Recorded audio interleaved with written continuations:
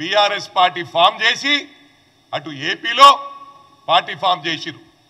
చంద్రశేఖర్ గారిని రాష్ట్ర అధ్యక్షుని చేసిరు. ఇక్కడ మహారాష్ట్రకు మీ అయ్యకేం పనుండరా? మరి ట్రాఫిక్ ఇబ్బంది అవుతుందని తెలియదా? 2000 కార్లను తీసుకొని మహారాష్ట్రకు పోయిండు. అవసరం మారారా కేటీఆర్ అని చెప్పి సందర్భంగా తెలియజేస్తా ఉన్నా. ఏం మాట్లాడుతున్నావురా?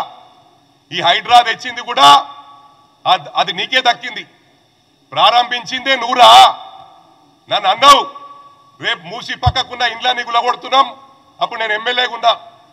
డయాస్ మీద నాకు చెప్పినావు, హనుమంతన్నా నువ్వు మధ్యలో రాకు, చెడ్డ పేరు వస్తుంది, మేము మంచి చేద్దామనుకుంటున్నాం, మూసి మీద ఉన్న ఇండ్లని కొట్టేస్తాము, అదేవిధంగా చెరువుల పక్కకు ఇండ్ల ఉందని కొట్టేస్తామన్నారు.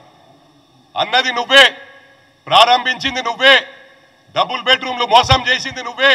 10 సంవత్సరాలు ఇండ్లు ఇండ్లు ఇండ్లు ఇండ్లు అని చెప్పి టైం గడిపినరు. ఇలా మొత్తం అందరికి ఇచ్చిండ్రు. ఆ ఇండ్లు ఇచ్చిన ఇండ్లకు బిల్లు ఇయ్యలే. ఆ 9,000 కోట్లు కూడా మా ప్రభుత్వం రిలీజ్ చేసిందని చెప్పి సందర్భంగా తెలియజేస్తా ఉన్నా.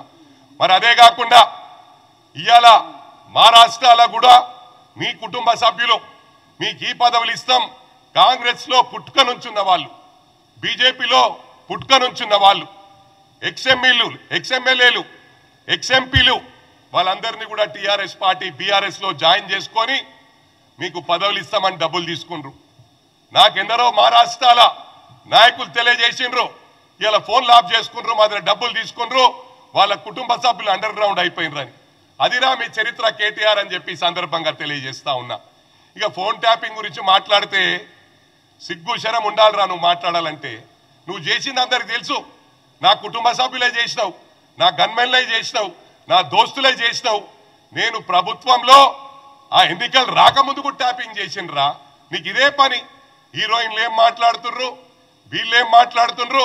మొన్న జర్నలిస్ట్ సూసైడ్ చేసుకొని చనిపోయింది. ఆ ఘనత కూడా నీకే దక్కింది.